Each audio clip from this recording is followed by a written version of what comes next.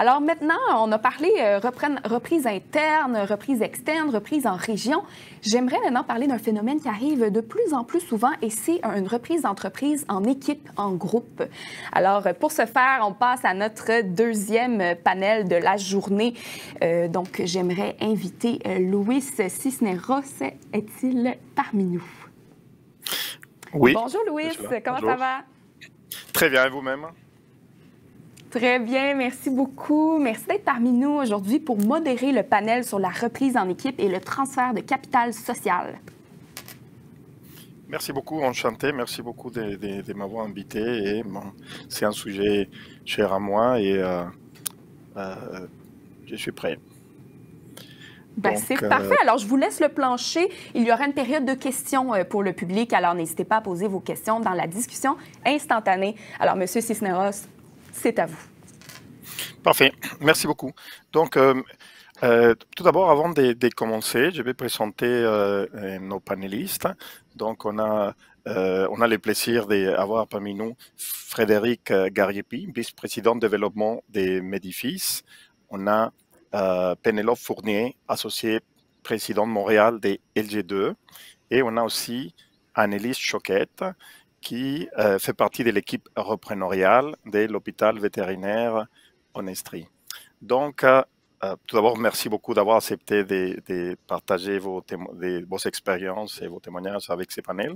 Avant de commencer à vous poser des questions sur cette thématique qui peut aborder le repreneur en équipe, j'aimerais dire que très rapidement, on trouve très souvent dans la littérature, dans la presse, qu'on parle du repreneur, le repreneur, comme si c'était quelqu'un qui travaillait en solo. Et on parle souvent du repreneur. Or, de plus en plus des enquêtes, comme l'album des familles, comme Mass Mutual aux États-Unis, ou plusieurs enquêtes montrent que les repreneurs veulent reprendre en équipe. Ouais.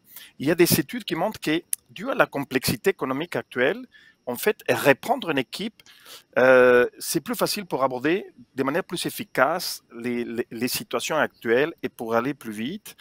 Et on voit de plus en plus dans des concours, j'ai la chance d'être jury et partenaire d'un concours qui s'appelle les médaillés de la relève, donc Pénélope et LG2 sont lauréats. On voit que de plus en plus dans les concours de reprenariat, les entreprises qui gagnent, c'est des entreprises qui ont repris en équipe.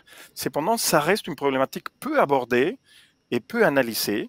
Et on a la chance aujourd'hui d'avoir des repreneurs qui dirigent d'entreprises qui performent bien et qui les ont repris en équipe. Donc, dans ces panels, on va parler de l'évolution de reprenariat en équipe et des bénéfices de reprendre à plusieurs. Donc, sans plus tarder, je vais lancer la première question. Qu'est-ce qui vous a motivé à reprendre en équipe? Donc, si vous voulez, on peut commencer par Pénélope. Bonjour tout le monde, prise 2. Contente d'être avec vous aujourd'hui. Donc, LG2, en fait, c'est une magnifique reprise. Nous étions 17, en fait, employés qui avons eu l'opportunité, la chance de racheter, en fait, l'entreprise. Il y a de ça 6 ans à 100%. On a racheté 100% de l'entreprise il y a 6 ans.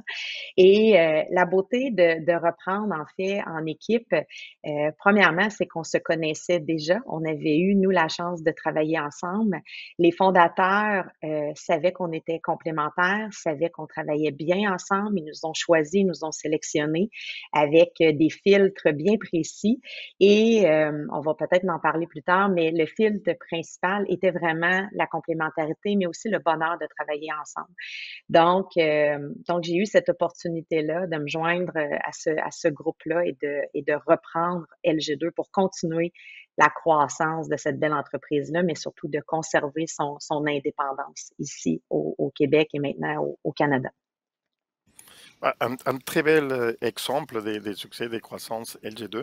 Donc, pour Pénélope, l'effet de dire, bon, je travaille dans l'entreprise, c'est une belle équipe, on va se lancer, mais dans ton cas, Annelise, pourquoi reprendre, qu'est-ce qui t'a motivé à dire, je vais embarquer avec quelqu'un d'autre pour reprendre l'entreprise?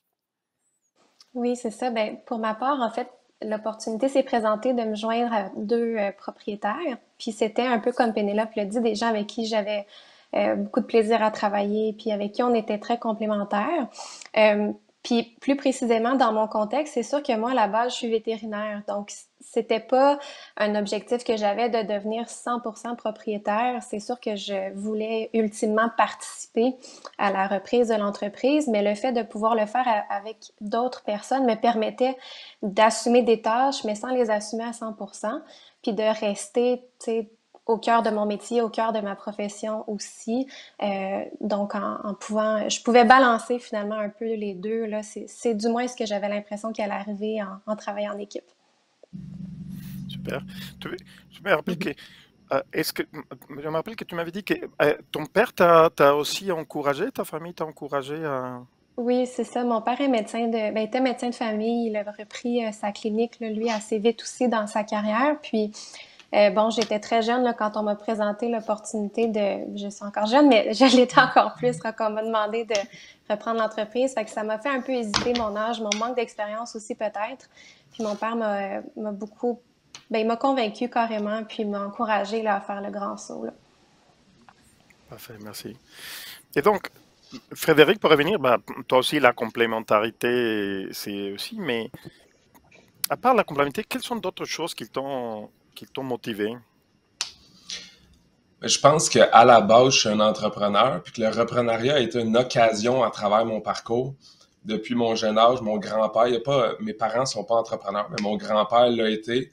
Je pense que j'ai toujours aimé son attitude, son rythme de vie, son intensité, ça m'attirait. J'étais pas à identifier que je voulais être un entrepreneur, mais je pense que ça m'a beaucoup inspiré. À 18 ans, moi et mon frère, on a fait une start-up. On a même fait des acquisitions. On a monté une belle compagnie jusqu'à 70 employés. On a fait énormément d'erreurs. On s'est retroussé les manches. Ça n'a pas toujours été drôle, mais le sentiment le plus important, c'est la fierté quand tu fais des bons coups. Puis ça a été notre université. Puis à travers ça, il y a eu une opportunité, 10 ans plus tard, de reprendre une entreprise. Une belle entreprise, mais difficile dans un secteur niché, donc une entreprise de construction, mais aussi de promotion immobilière, uniquement dans le domaine de la santé. Et puis, pour reprendre une entreprise comme celle-là, c'est certain que ça prenait une équipe. C'était d'une beaucoup plus grande envergure que ce qu'on avait monté. Puis l'histoire de l'équipe, là, c'est vraiment drôle. C'est le fondateur de l'entreprise qui avait 65 ans à l'époque environ. Et puis lui, il avait identifié à travers son parcours 3 jeunes en qui il croyait. J'étais un de ceux-là. Mais il y en a un autre, c'était son neveu. Il y en a un autre, c'était un ancien gendre qui avait eu 10 ans auparavant. On ne se connaissait pas. Et puis, il nous avait identifiés pour nos forces, puis pour pouvoir réaliser des projets. Donc, je pense que les 3 ensemble, puis on en parlera un petit peu plus en détail tantôt, mais on était vraiment l'équipe pour amener l'entreprise ailleurs. C'était une très belle entreprise, mais on s'est permis de revoir ensemble nos objectifs, la mission de l'entreprise, vraiment de la revoir en profondeur. Puis ça, je sais que je me répète, mais c'était absolument nécessaire d'y aller en équipe. C'était impossible pour moi d'envisager de le faire toute seule. T'sais, on a chacun nos expertises, mais pour répondre à votre question, c'est une occasion qui se présente à travers ton parcours. Tu es entrepreneur à la base, puis le repreneuriat a plein d'avantages, entre autres, de baser la croissance de l'entreprise sur des bases qui sont déjà solides, qui sont déjà ancrées, sur un staff qui est déjà existant. Fait que pour nous, c'était une occasion en or de pouvoir tabler là-dessus. Donc, j'enchaîne avec toi, Frédéric, parce que tu as répondu déjà une partie de la prochaine question. C'est quels sont les critères pour former, pour intégrer une équipe et former? Tu avais déjà dit, on est complémentaires, on était choisis, mais quels sont d'autres critères pour faire cette équipe et pour que cette équipe marche? Et déjà, quels sont les critères pour intégrer l'équipe? On avait besoin de capital de risque pour pouvoir racheter l'entreprise. Donc, il y avait des financiers qui étaient impliqués, Desjardins pour ne pas les nommer, qui étaient impliqués dans la transaction. Donc, c'est certain que eux, étant donné qu'on n'était pas une équipe à l'interne, donc c'est un scénario un peu différent, ils ont demandé à ce qu'il y ait un psychologue industriel qui nous accompagne là-dedans. Donc, on a passé des tests psychométriques, des in-basket pour connaître nos capacités de gestion, des mises en situation. Ça a été vraiment assez intense comme processus. Mais tu sais, au final, là, on a découvert qu'on était complémentaires. Ça fonctionne dans nos expertises respectives. Il y en a un qui est en finance, un autre à la construction et moi au développement. Mais tu sais, au final, ce qui était le plus important de comprendre, c'est est-ce qu'il y a un fit dans les personnalités? Est-ce qu'il y a un fit humain? Est-ce qu'on va avoir les mêmes objectifs dans l'entreprise? Parce que c'est vraiment les fondations d'un partenariat. Donc, on a été accompagnés de façon très importante, mais à la base, je pense que c'est ça. Il faut pouvoir s'identifier à ses collègues, à ses associés, puis pouvoir bâtir sur cette relation-là, essentiellement. Donc, merci. Donc, il y a la complémentarité. Vous avez besoin de vous mettre ensemble pour les financements. Vous avez fait accompagner. Mais, Annelise, parle-nous un peu pour toi. Quels sont les critères pour intégrer cette équipe? Oui, ben, un peu comme Frédéric disait, là, je rebondis un peu sur la complémentarité. Je pense qu'au-delà du fait d'être complémentaire, il faut aussi être ouvert d'esprit dans le sens où, bien que à première vue ou même sur plusieurs niveaux, oui, on est complémentaires, il va y avoir des accrochages de toute façon. Donc, c'est important de rester très ouvert, de bien communiquer aussi, je pense, de pas laisser les choses non dites, puis d'essayer de vraiment être transparent aussi. Tout en gardant bien sûr l'objectif qu'on s'était fixé tous ensemble, d'amener l'entreprise à tel endroit. Je pense que c'est ça, de garder une bonne méthode de communication, de rester ouvert d'esprit, c'est primordial. Donc, bien communiquer et avoir des objectifs partagés, c'est instant. Mm-hmm. Merci beaucoup. Donc, Pénélope, et by the way, j'adore ta réflexion, Pénélope, que j'ai entendu parler des hard skills et soft skills. Donc, quels sont les critères pour intégrer une équipe? Ben, chez LG2, j'en ai parlé quand on s'est vu la dernière fois, mais le numéro un, en fait, c'est le moteur qui va te driver dans ce reprenariat-là. Donc, nous, c'est un processus qu'on a mis en place. On est tous jeunes.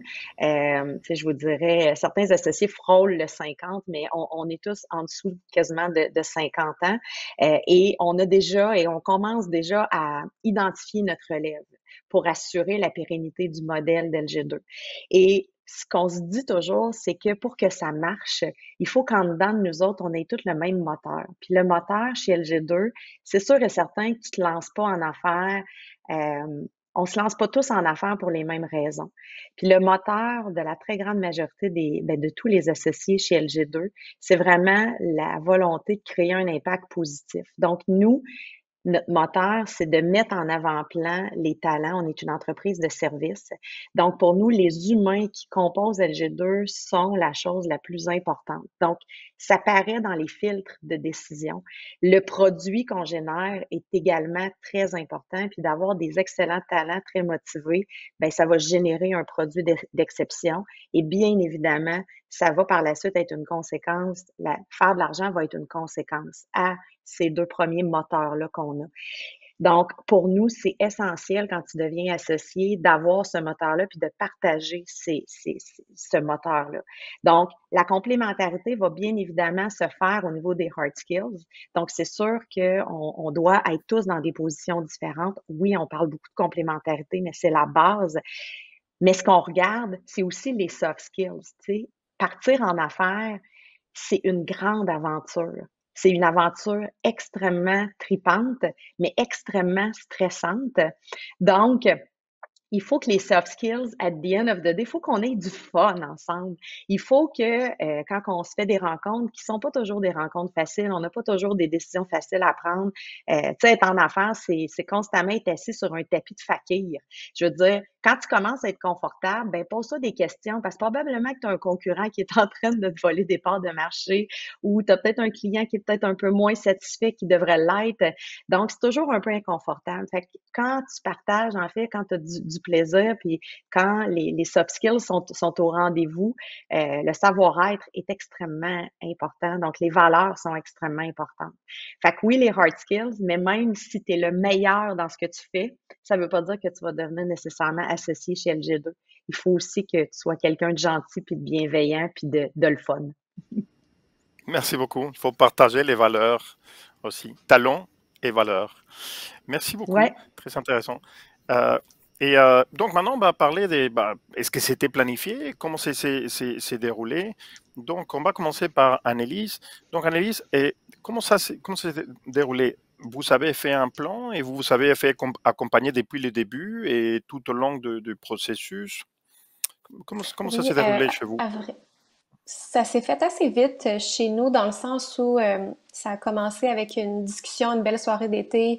Maintenant, mes associés m'ont invité à prendre un verre, on a discuté, elles m'ont présenté leurs projets, leurs idées, elles voulaient que j'intègre l'équipe. Puis, bon, rapidement, je savais un petit peu que ça s'en venait là, parce qu'il y avait beaucoup de mouvements au sein de l'administration là, qui se faisait. Donc, je suis arrivée là, mais j'étais agréablement surprise, c'est sûr. Mais tout ça s'est fait assez vite dans le sens où je m'étais déjà fait une idée un petit peu avant d'arriver là. Donc, j'ai pris quelques semaines pour y réfléchir. Puis rapidement, j'ai dit, OK, tu sais, je me lance. Par la suite, à vrai dire, ça s'est fait super vite dans le sens où dès ce moment-là où j'ai dit, OK, les démarches ont été enclenchées. On a joint à nous une quatrième personne aussi qui rapidement a accepté de justement se joindre à l'équipe. Fait qu'on n'a pas eu de coaching ou d'accompagnement tant que ça, là. Ça a été assez naturel, je dirais, là. Merci beaucoup, merci beaucoup. Et dans ton cas, Frédéric, donc vous savez commencer avec les cédants. J'aime pas trop les mots cédants, je préfère les mots relayeurs. Donc, avez-vous déjà travaillé avec les relayeurs, mais avec d'autres professionnels qui vous sont accompagnés, qui vous accompagnent? Oui, c'est certain. Il y a les standards comptables, avocats, fiscalistes avec qui on fait des structures corporatives, des structures fiscales, conventions d'actionnaires. On est même allé jusqu'à faire des descriptions de postes des repreneurs. On trouvait ça important de vraiment, parce que le fondateur était encore impliqué à ce moment-là, on trouvait que c'était vraiment important de bien scinder les rôles de chacun pour que ça soit clair, pour que ça soit intéressant après ça de chacun a son carré de sable. C'est super important pour pouvoir se développer. Puis on avait en moyenne à peu près 30 ans à ce moment-là. Moi, j'étais même sous les 30 ans, les deux autres un petit peu plus vieux.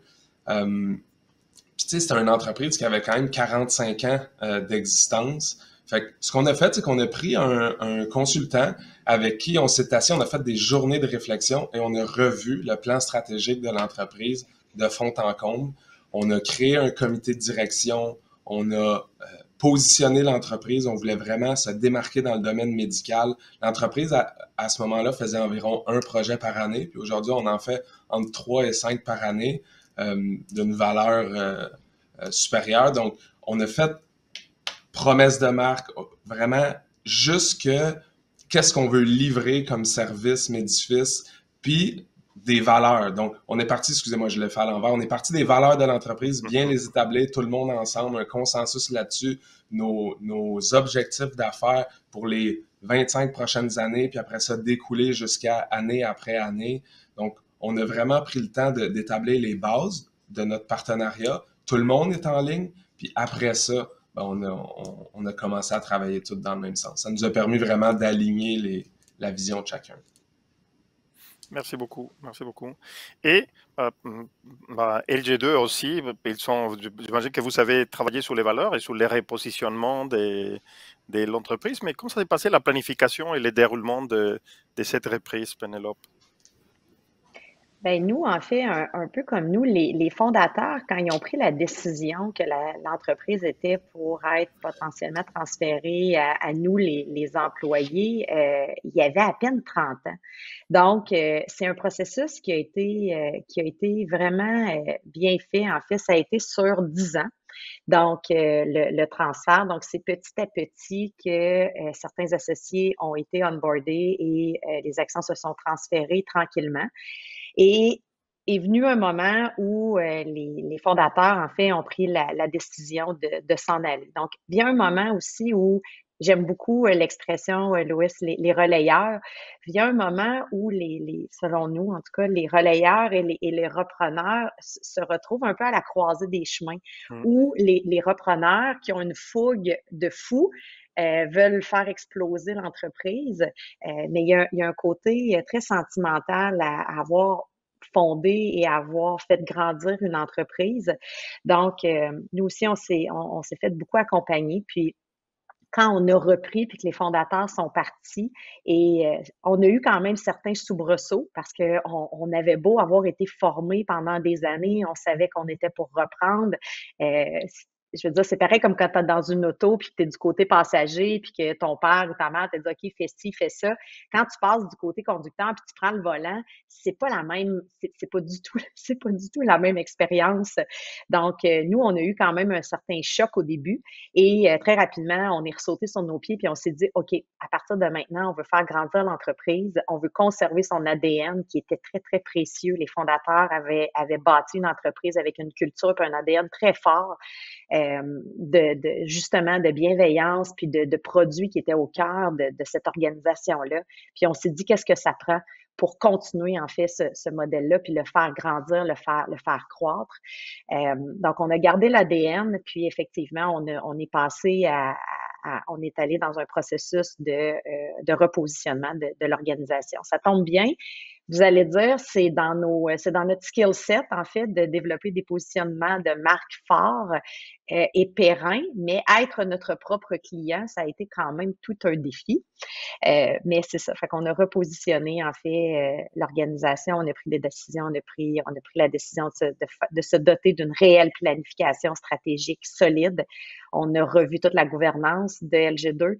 On a pris, dans le fond, des décisions qui nous ont permis de faire passer quand même LG2 de 75 employés à, je vous dirais, en 2022, on va frôler le 500 employés au niveau canadien.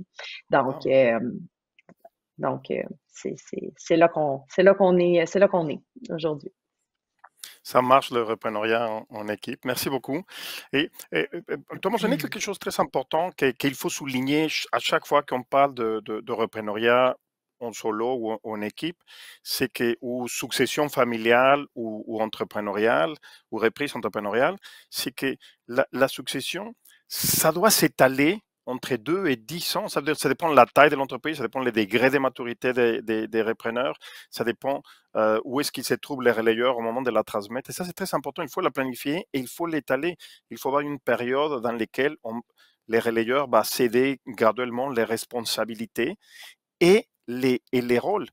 Et quelque chose qui distingue une reprise en équipe sur lesquelles j'ai eu la chance de travailler, à part d'être le directeur académique des familles en affaires, je suis professeur à HEC Montréal et j'ai eu la chance de publier des articles et des livres sur le repreneuriat en équipe, familial ou pas.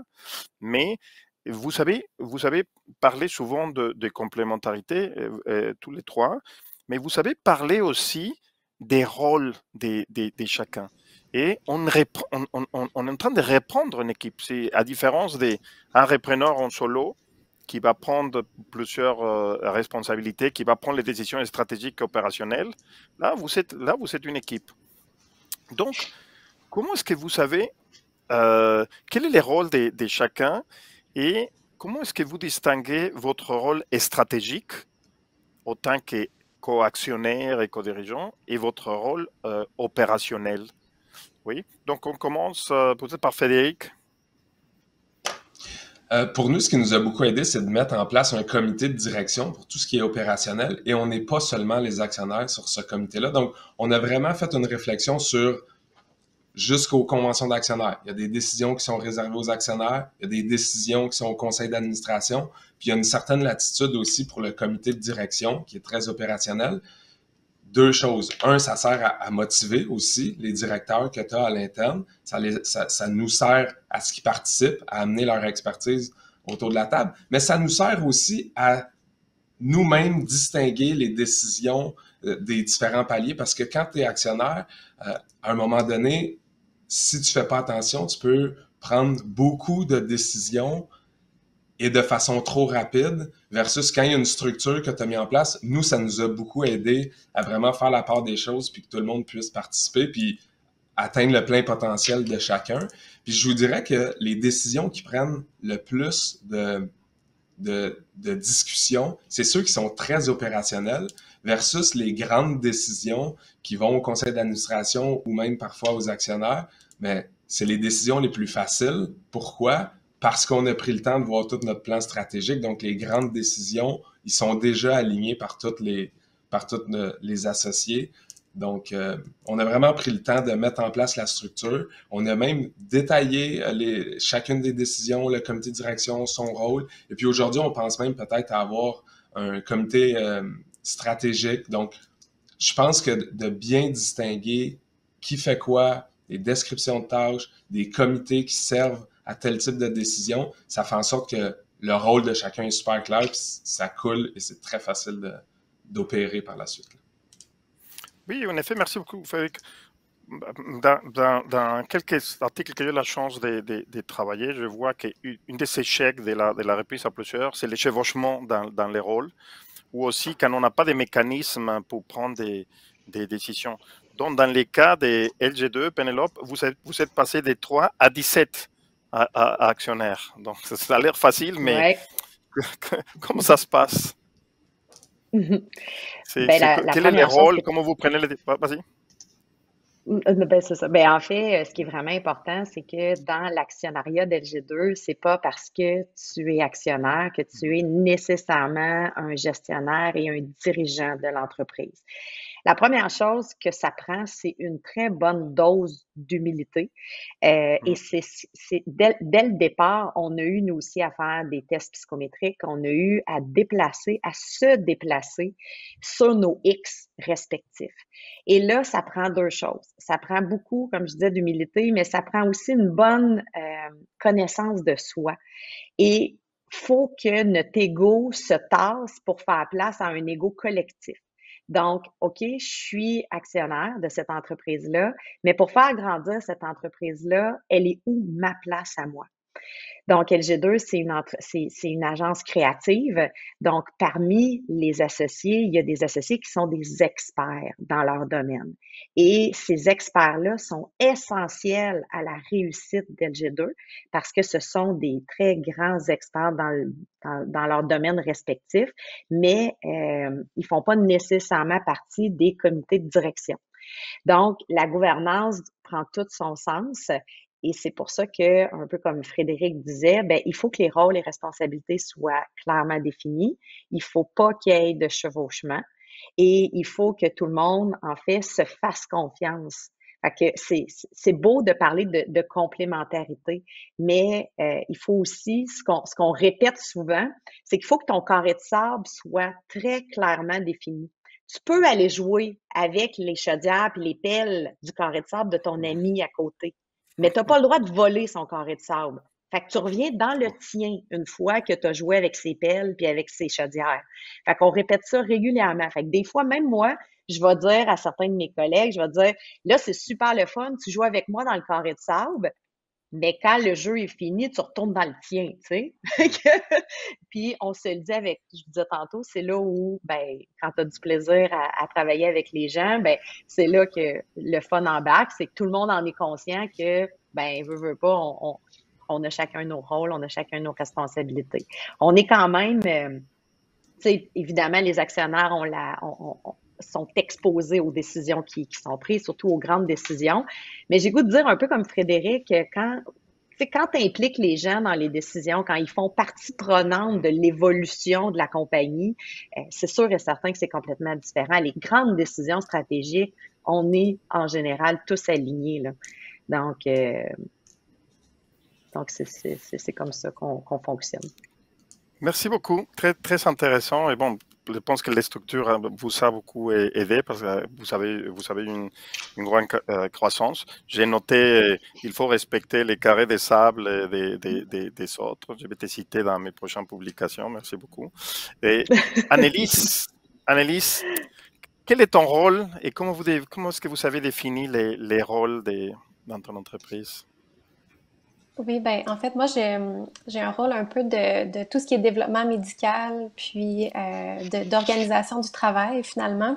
Ça, c'est pas moi qui ai pondu ce titre-là. Là. On a aussi fait de la planification stratégique rapidement là, suite à l'acquisition de l'entreprise. C'était très, très important parce que à la base, on est passé d'une équipe de 5 à 4 actionnaires. Et puis, la moitié de l'équipe a changé, là, finalement. Fait que ça a un petit peu tout rebrassé les cartes. Puis, un peu comme Pénélope vient de le dire, l'équipe avant jouait, tout le monde jouait dans le carré de sable de tout le monde. C'était pas clair qui faisait quoi. C'est correct, là, ça fonctionnait bien quand même, heureusement, mais pour nous, c'était hyper important que ce soit bien défini. Puis le fait de faire de la planification stratégique, puis ça a passé par des tests psychométriques, bien sûr, ça nous a beaucoup, beaucoup aidé. Puis aussi être beaucoup plus efficace, beaucoup plus concentré sur nos objectifs aussi.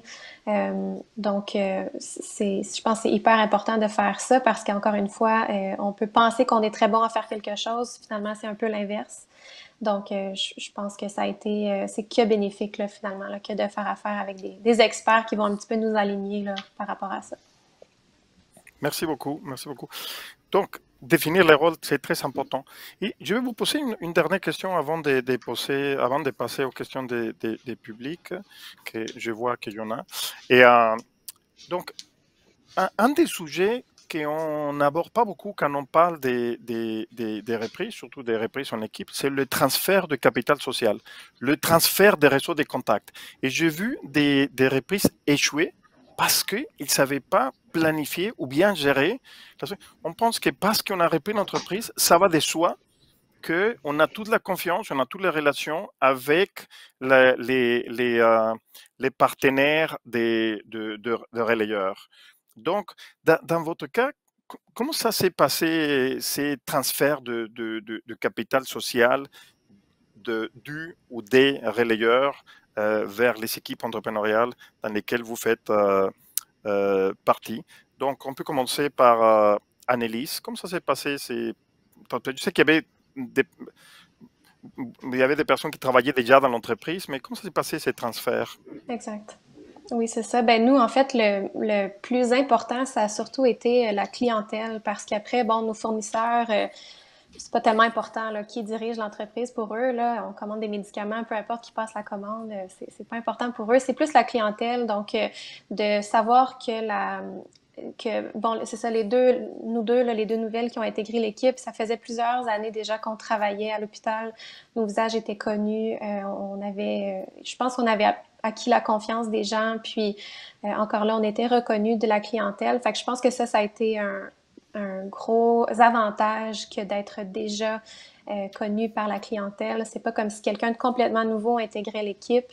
Ça changeait pas justement l'ADN, là, encore là, comme Pénélope disait, ou l'esprit de l'équipe parce que ça fonctionne super bien à l'hôpital. Les clients sont très heureux. On voulait pas brusquer cette ambiance-là. Fait que le fait que ce soit pas des complètement nouvelles personnes qui arrivent à la tête de l'entreprise, là, ça a beaucoup facilité les choses, j'ai l'impression. Merci beaucoup. Dans votre cas, Frédéric, merci beaucoup, Annelise. Dans votre cas, Frédéric, les relayeurs ont passé du temps à vous transmettre de manière graduelle aussi les contacts. Ça a passé beaucoup de temps. Oui, ben, deux choses de différents peut-être du scénario d'Annelise. Un, nous, le cédant, le relayeur, était sur le point de prendre sa retraite, donc il quittait l'entreprise dans un scénario de plusieurs années, mais quand même, donc il y avait un transfert à faire. Il y a plusieurs facettes à ça. Les fournisseurs en construction, Jean-Simon, mon associé à construction, travaillait pour l'entreprise depuis 5 ans. Donc ça, c'était déjà fait. Et pour nous, dans le domaine de la construction, surtout aujourd'hui, avec la COVID, la rareté de main-d'œuvre, la rareté des matériaux, les fournisseurs, c'était un pan vraiment stratégique pour nous, le transfert de ça. Mais il y avait eu déjà plusieurs années. Donc, je vous dirais que ce côté-là avait déjà été adressé, fait que c'était positif. Après ça, du côté partenaire et clientèle, c'était effectivement très important. Puis au jour 1, bien que je connaissais l'immobilier par mon entreprise précédente, je ne connaissais absolument rien au domaine médical. Donc, ça a pris un bon 2 ans avant que j'aie des réflexes, avant que j'aie une certaine autonomie de développement de nos projets. Donc, on a fait énormément de rencontres ensemble. Marcel, le fondateur, et moi, il m'a transféré beaucoup de contacts. Par contre, c'est sûr qu'avec le réalignement de notre vision, avec le réalignement de du type de projet qu'on fait, de la façon qu'on les fait, c'est sûr qu'on a eu à développer aussi un nouveau réseau de contacts. Je m'explique. Avant, on s'associait avec des médecins pour faire des cliniques. Et là, fondamentalement, la différence, c'est qu'on est aussi dans les soins à l'intérieur des cliniques. Donc, ça amène toute une autre facette de partenariat qu'il faut développer. Et puis, ben ça a été un défi, mais en même temps, ça devient l'opportunité. Étant donné qu'on change un peu le modèle d'affaires, le réseau de contacts, il faut en créer un nouveau, puis ça nous amène énormément de profondeur. Puis c'est là où on peut se différencier parce qu'on a pris le temps de faire cette réflexion-là. Donc, je vous dirais que premières années, hyper proximité avec l'ancien réseau de contacts et tranquillement, là, 3 ans, donc 5 ans total, mais 3 ans supplémentaires, ben, notre réseau de contacts, je vous dirais qu'il est pas mal transféré, mais ça se compte en années, ça c'est certain. Parfait, merci beaucoup. Donc, dans les bonnes pratiques, et on les voit dans les entreprises où les relayeurs restent et qu'il n'y a pas de conflit entre la nouvelle direction et les relayeurs, ça veut dire que le ou les relayeurs acceptent leur rôle dès qu'ils vont transmettre l'entreprise. C'est une pratique gagnante et ça peut nous aider à transmettre graduellement les réseaux de contacts et les savoir-faire d'autres choses. Mais après, vous, comme les cas de LG2, vous allez enrichir ces réseaux avec vos propres contacts, des contacts que vous savez enrichis, donc dû à la taille des LG2, j'imagine que vous avez acquis bien les réseaux, mais vous avez aussi développé. Comment ça s'est passé chez vous, Pénélope, s'il te plaît?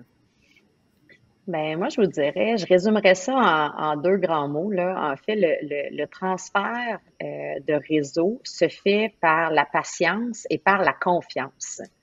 Okay. Donc, c'est sûr et certain que c'est pas du jour au lendemain que tu construis une relation humaine solide avec un client. Ça se fait sur plusieurs mois. Puis c'est pas vrai, mettons, c'est pas parce que tu vas luncher avec un client que automatiquement la relation est transférée.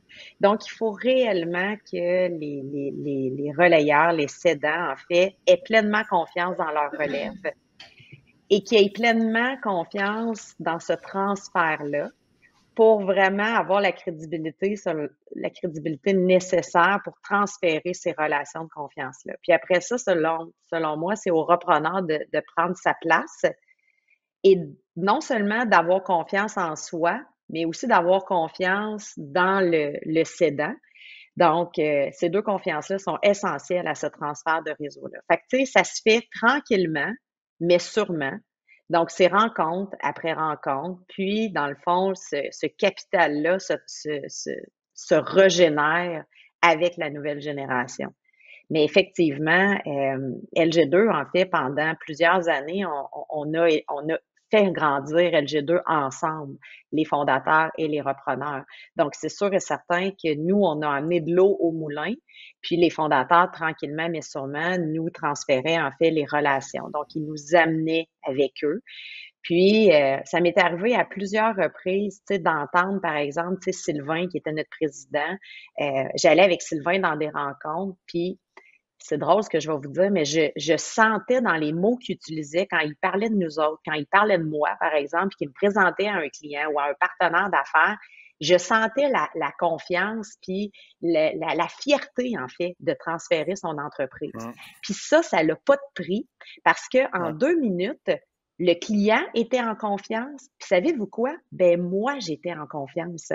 Fait qu'il bâtissait à la fois ma confiance, puis il bâtissait en même temps la confiance du client envers LG2. Puis ça n'a pas de prix, vraiment. Donc, cette confiance-là, ben, elle se construit au fil des années. Puis c'est là que, oui, je t'entendais, oui, il y a des transferts d'entreprise qui se font en 6 mois, mais je pense qu'un transfert solide et périn, surtout, et durable, j'ai l'impression que de prendre le temps de bien le faire, ça a vraiment son pesant d'or pour la reprise et la durabilité de l'entreprise. Merci beaucoup. Merci beaucoup. Ça, c'est vraiment pour moi un sujet très intéressant. J'ai fait beaucoup de recherches comme ça et parfois, tous ces goodwill, tous ces intangibles, on pense que ça va de soi et comme tu dis, non, c'est cette confiance et un prix et c'est pas facile à gagner. Donc, il ne nous reste pas beaucoup de temps. Je vais prendre une question du public que je pense que quand on travaille en équipe, c'est une question qui vient souvent.